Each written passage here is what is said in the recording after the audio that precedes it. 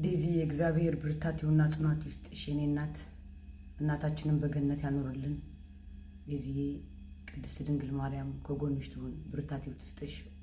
የአሌክስ እና የዴዚ ፋሚሊዎች እውነት ነው የዴዚ እናት አርፋለች። እግዚአብሔር ሰላም አለይኩም ውድና የተከበራችሁ የቻናሌ ቤተሰቦች እንዴት ናችሁ? ደህና ናችሁ ወይ? ቀን ይባል ሰላም ነው።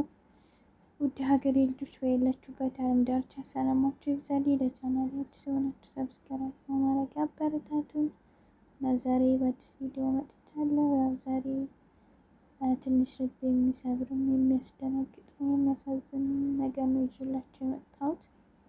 ያው እኛ ሰዎች እንኖራለን ብለን አርቀን እናስባለን፣ ነገር ምን እንደሚፈጠር አናውቅምና በጣም ነው ያሳዘነችኝ። እናት አትሙት፣ የእናት ሞት በጣም ነው የሚያጎዳው።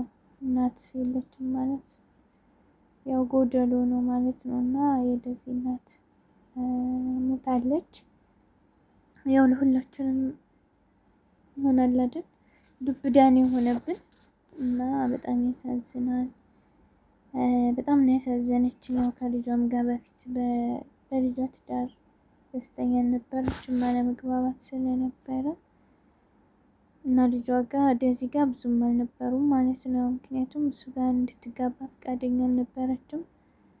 እሷ ጋር የተጋጩ ነበረ። እንደውም የሚነጋገሩም አይመስለኝም ማለት ነው። እና በጣም ያሳዝናል። እኛ እናት ስትኖርልን ነው እኛ ደስተኛ የምንሆነው። እናት ማለት ለኛ ብዙ ነገራችን ናትና ከምንም በላይ ያዝኛለሁ። ያሳዝነኛለች። እንግዲህ ያለ ምን አለበት አይደል የሚባለው። እንግዲህ እሷ በጣም ታሳዝናለች። በሰው ሀገር ያው እሷን ብላ ፊቷ እንኳን ይናገራል ብስብስ ብላ እንደዛ ሆና ነው ያሳደገቻት ማለት ነው። ግን በመጨረሻም ልጅቷ የእሷን ምክርም ይሁን የእሷን ፍላጎት አላሟላችላትም። በእርግጥ መብት የሚባለው ነገርም አለ እና ብቻ ግን በጣም ያሳዝናል። አሁን እንግዲህ ጸጸት ነው የሚወርሳት። ምክንያቱም እናት ምንም ብትል እውነት ናት፣ ትክክል ናት ማለት ነው። እና ያሳዝናል በጣም።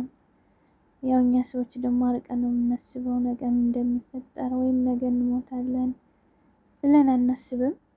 የሆነ ሰው ሲሞት በቃ የሆነ በጣም እንደነገጣለን፣ እንገረማለን፣ ምናምን አንረጀብም። እኛ ራሱ በሞተው እንኳን አንረጀብም፣ አርቀን እናስባለን። ከዛ ደግሞ የሆነ ሰው ድንገት ሲለይ ደግሞ በቃ እንደምን ጉድ ነው የሚገርመንና ስሰማ በጣም ነው የደነገጥኩት።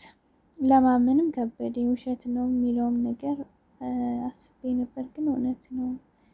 እና እንግዲህ አላህ ዴዚ ትዕግስቱን ይስጣት፣ አላህ ሶብሩን ይስጣት ነው የሚባለው።